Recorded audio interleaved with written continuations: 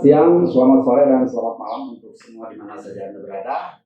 Bertemu kembali dengan saya, Kidobra, untuk mewawancarai Bapak Ketua atau penegak PPKN yang berada di Kecamatan Cilawu. Untuk itu, sudah hadir narasumber dari pencetus atau penegak daripada pembangunan PKBM sendiri. Inilah saya perkenalkan. Silakan Bapak untuk perkenalan untuk para mitra yang ada di rumah. Assalamualaikum warahmatullahi wabarakatuh. Waalaikumsalam warahmatullahi wabarakatuh. Ya, selamat sore pemirsa di mana saja berada. Semoga semuanya dalam keadaan sehat dan sehat walafiat. Tentunya kita berharap semuanya apa yang telah kita lakukan, yang sedang dan yang akan kita laksanakan adalah dari Allah Subhanahu wa Ta'ala, sehingga apa yang kita lakukan ini benar-benar bisa menjadi bekal buat kelak di hari yang akan datang. Izinkanlah melalui channel PKBM Gensa, saya Acung Gunadi dari PKBM Gendra Sawardi yang beralamat di Kampung Cikancung, Jalan Wiranta Sasmita, Desa Margalaksana, Kecamatan Cilawu, Kabupaten Garut. Alhamdulillah pada hari ini bisa ngobrol-ngobrol bersama Bapak dari yang meminta kami sebagai narasumber untuk sedikit ngobrol tentang PKBM.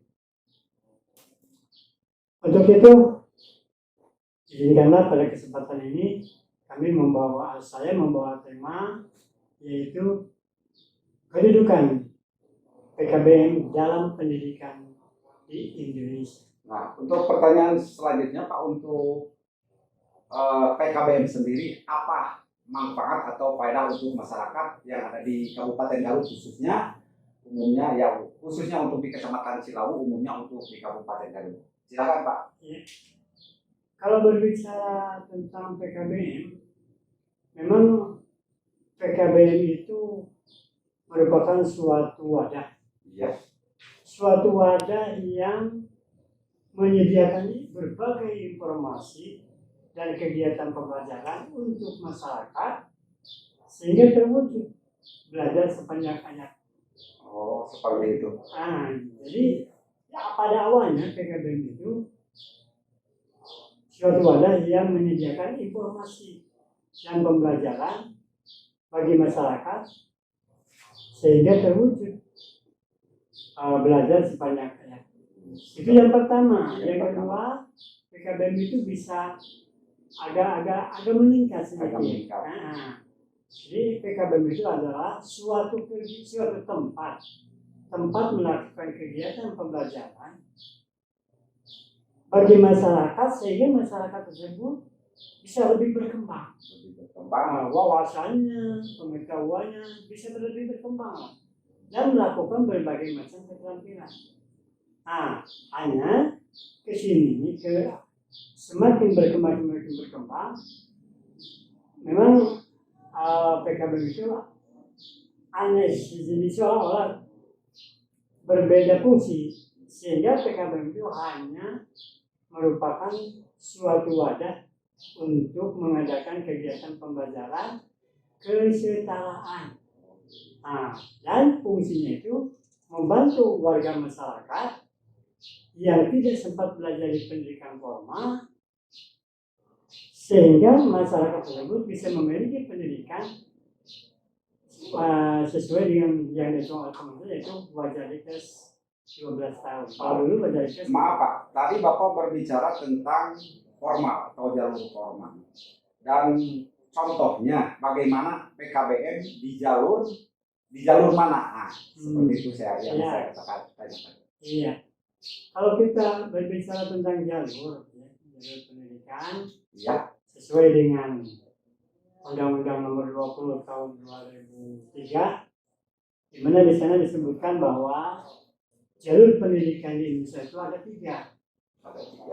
Pendidikan formal, non formal dan informal. Nah, sebenarnya kita sebagai warga masyarakat harus merasa bahagia, bersyukur kepada Yang Maha Agung bahwa pemerintah telah benar-benar memperhatikan betapa pentingnya pendidikan bagi warga negara Indonesia agar warga Indonesia itu lebih cerdas, sumber dayanya lebih meningkat, sehingga bisa menempatkan jalur-jalur pendidikan.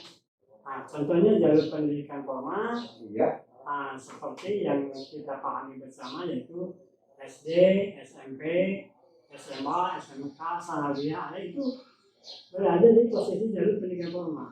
Sedangkan jalur pendidikan formal ada lembaga-lembaganya, lembaga pendidikannya, wadahnya, tempat kegiatannya, ya namanya di antaranya adalah PKBM.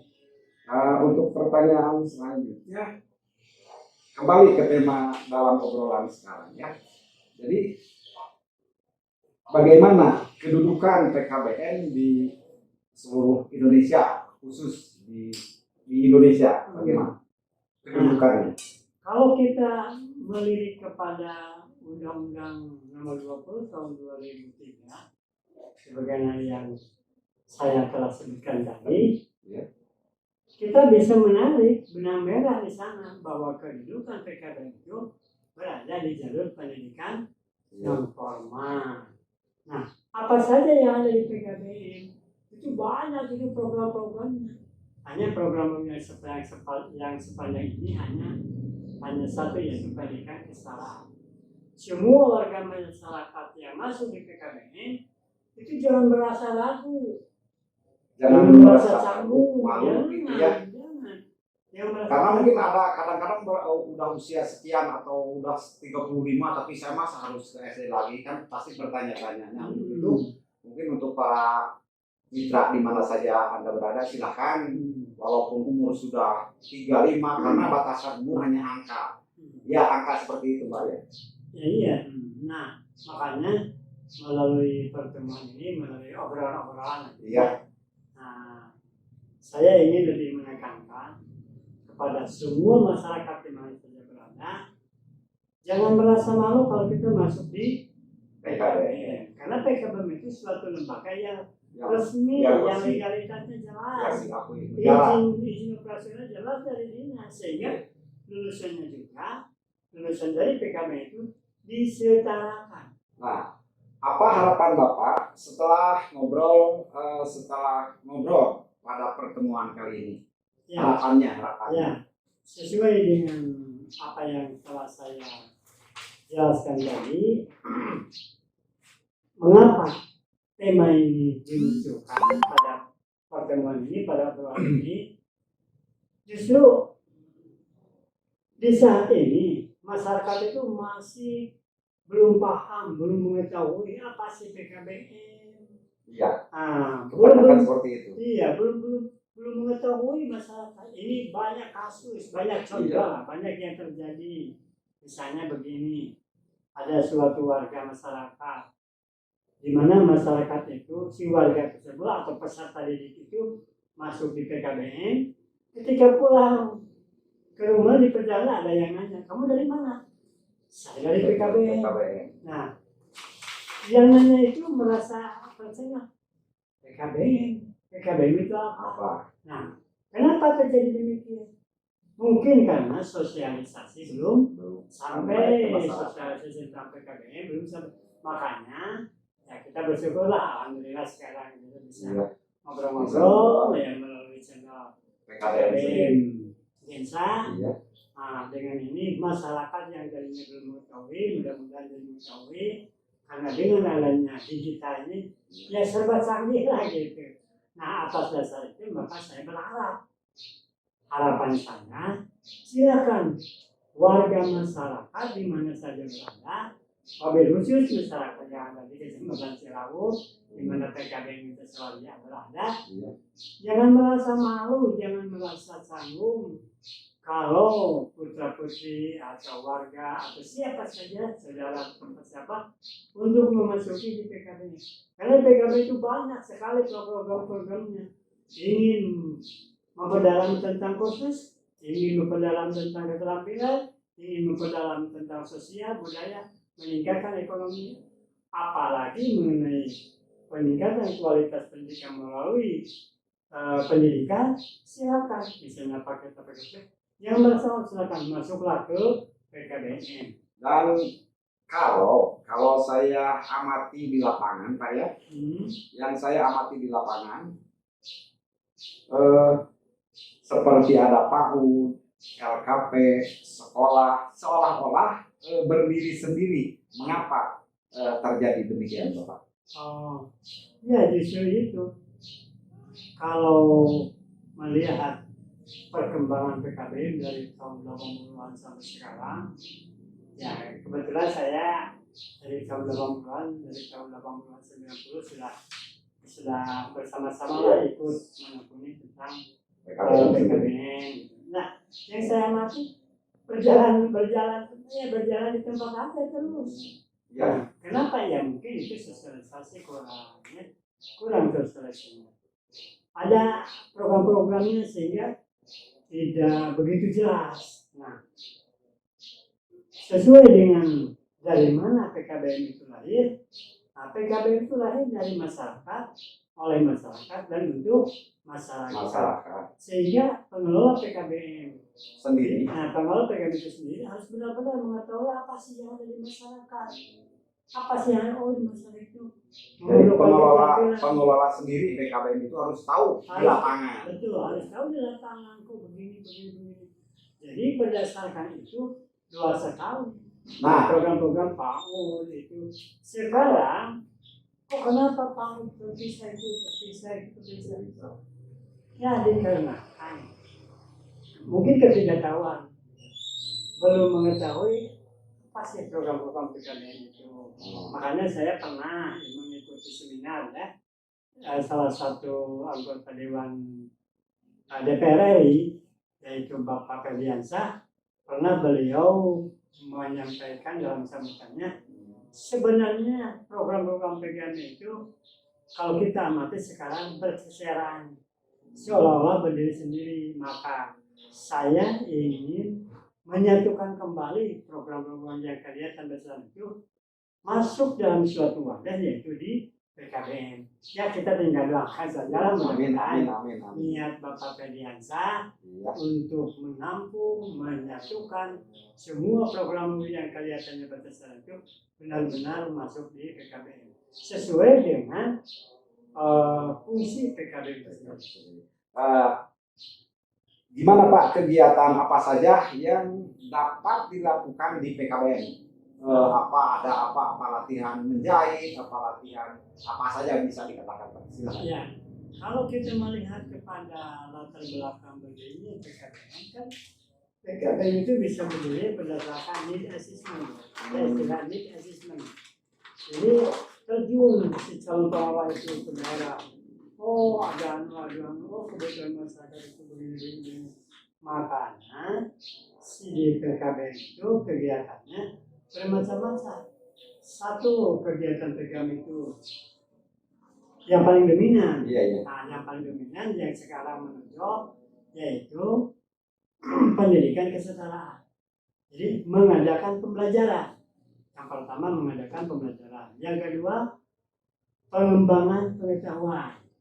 Nah, yang ketiga peningkatan kualitas hidup. Jadi kualitas hidup masa itu supaya lebih meningkat bagaimana? Ya PKBM sendiri itu harus benar-benar mengadakan satu ramuan program agar masyarakat itu betul meningkat kualitasnya. Kemudian mengembangkan pengetahuan, keterampilan dikembangkan di sana. Misalnya yang di SMP, yang anak-anak atau siswa SD atau siswa yang di SMK itu boleh masuk PKBM, boleh. Contoh, kalau di SMA misalnya dari pagi sampai jam 2 misalnya belajar biasa, saya ingin lebih memperdalam tentang komputer, berarti harus kursus kan? Nah silakan masuk di PKBM. Nah, jadi kegiatan itu mengembangkan, meningkatkan bidang pengetahuan melalui keterampilan. Yang ketiga peningkatan ekonomi, itu harus ada itu ya, peningkatan ekonomi. Yang selanjutnya adalah menyelaraskan program-program sosial budaya. Jadi Dan tentang budaya juga ada. selanjutnya Pak, kalau boleh saya tambahkan, lupa tadi pertanyaan lupa. Berapa lama untuk mengejar kesetaraan itu? Berapa lama? Kalau misalnya saya nggak pernah masuk atau hanya kelas 2 SD dulu. Nah, untuk mengejar kelas 6 atau ijazah berapa lama yang dibutuhkan oleh PKBM sendiri? Nah, berdasarkan mekanisme tentang proses pembelajaran di PKBM, Ya. kan ada di sana. Kalau peserta didik masyarakat yang menginginkan, misalnya dalam program kesetaraan, saya ingin mendapatkan ijazah SMP, saya ingin mendapatkan ijazah SMA. Yang namanya ijazah harus melalui apa? Ujian, kan? Nah, harus melalui ujian. Sebelum ada ujian ada apa? Nah, di dalam mekanisme pelaksanaan ujian di pendidikan kesetaraan, misalnya di paket B, paket C, ada salah satu persyaratan bahwa persyaratan untuk mengikuti ujian itu harus ada nilai rapot 5 semester. Nah, kita hitung aja. Semester 1-2 berarti posisinya di mana? Di kelas 1 kan? Kalau SMP di kelas 7, kalau SMA di kelas 10. Semester 3-4 posisinya di kelas 8 atau di kelas 11. Semester 5 baru di kelas 9 atau di kelas 12. Nah, berdasarkan perhitungan itu, kita bisa mengambil kesimpulan berapa tahun kalau kita ingin mengikuti ujian. Nah, berarti harus 3 tahun kan?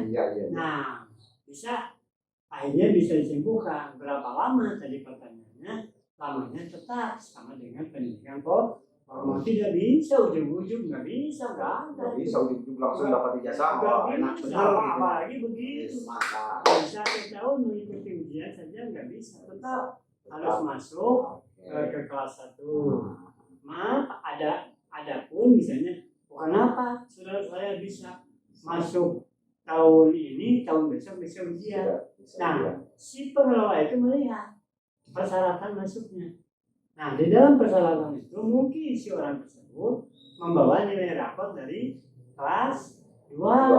Nah, karena membawa nilai rapot dari kelas 2 semester genap, ya dengan sendirinya yang dapat itu masuk ke mana? Ke kelas 3. Karena masuk kelas 3 berarti 1 tahun.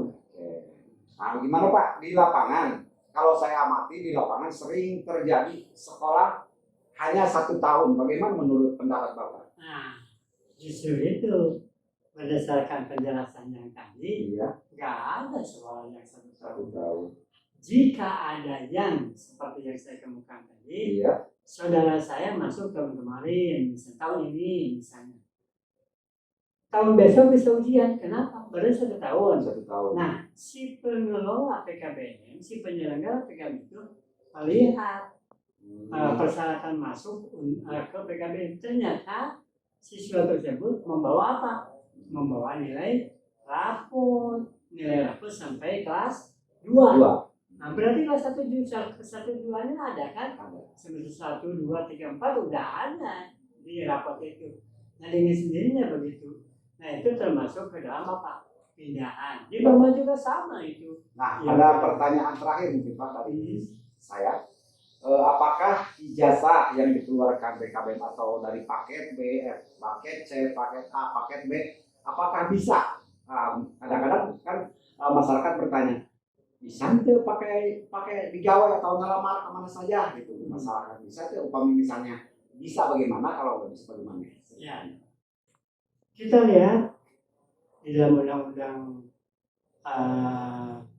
Nomor 20 Tahun 2003. Di sana lulusan dari non formal itu setara. Nah, setara itu sederajat.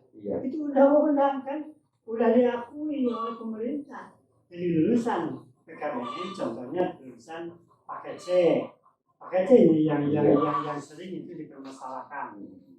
Lulusan paket C setara dengan SMA.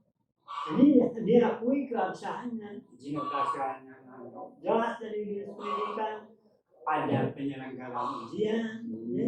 Nggak ada yang tidak kalau tidak ada penyelenggaraan ujian baru itu tidak sah. Ini kan ujian ada. Nah, pokoknya prosedurnya, mekanismenya ditempuh. Makanya kepada siapa yang merasa dirinya memiliki paket C, silakan bisa mengikuti keperluan tinggi, bisa masuk di perusahaan. Ya seperti kuliah itu bisa bisa. Malah yang saya alami dulu tahun 90-an saya pernah meluluskan dari paket B. Lalu dicoba karena si warga belajar itu, oh boleh saya ikut kuliah ini, silakan aja coba. Ternyata lulus. Mantap. Berarti PKBM good dia Pak ya. Bukti kan itu bisa, jangan ke perguruan tinggi swasta meneruskan sekolah, pegawai negeri pun juga bisa. Makanya saya menyayangkan jika ada institusi, jika ada kantor-kantoran lah misalnya, terus begitu mau melamar pekerjaan atau mau meneruskan kuliah di mana saja, di akademi apa saja, ada pengumuman tidak menerima paket C. Saya menyayangkan. Ini pemerintah. Nah, ini pertanyaan terakhir Pak dalam obrolan kita sore hari ini. Apa harapan Bapak agar kesetaraan lebih meningkat jati diri PKBM sendiri? Ya, harapan saya, kami sebagai pengelola PKBM khususnya PKBM Witasawati mengajak kepada rekan-rekan pengelola PKBM di mana saja berada untuk bersama-sama kita mematuhi mekanisme penyelenggaraan PKBM. Jangan dianggap main-main. Apalagi sampai saat ini masyarakat menganggap lulusan PKBM itu yang belajar di PKBM itu ya cek bahasa Sunda mendireret ke mata sebelah aja. Nah, direret dia api lain kan. Nah, kenapa? Ya mungkin karena pengelola tidak benar-benar. Nah, jangan sampai ada perbuatan macam-macam. Ikutilah yang sebenarnya. Apalagi sekarang Pak Udiknas itu satu atap dengan Dikdasmen, kan satu dirjen di atasnya itu sama. Dirjen Pak Udikdasmen. Berarti ya sama dengan pendidikan formal. Maka saya berharap yang pertama untuk pengelola sendiri, pengelola PKBM, marilah kita benar-benar bersama-sama untuk mengelola PKBM ini sesuai dengan aturan supaya jati diri PKBM ini hidup terus. PKBM itu jangan dianggap sepele. Itu untuk pengelola. Yang kedua untuk masyarakat. Masyarakat jangan merasa malu kalau masuk ke PKBM. Yuklah peduli kesempatan dalam kesempitan. Nah, ini kesempatan dalam kesempitan. Saya sudah berapa tahun ya ketinggalan oleh teman saya yang sudah mendapat ijazah S1, sementara saya SMP mau kuliah nggak bisa. Jangan malu-malu. Ayo daftar. Ya, ayo datang ke PKBM datang untuk masuk ya di PKBM dengan mengikuti program kesetaraan. Kalau syarat persyaratan mau daftar, terakhir ini syarat di 4 tadi. Nah, mungkin untuk jadi siswa mungkin ada cara daftar bagaimana syaratnya, apa pakai apa gitu. Ya, persyaratan untuk masuk ke PKBM sama seperti halnya dengan kependidikan formal. Sama. Ya, fotokopi ijazah ya. Terakhir. Fotokopi ijazah terakhir. Kalau mau masuk di paket C, fotokopi ijazah SMP. Kalau mau masuk di SMP, fotokopi ijazah SD silakan.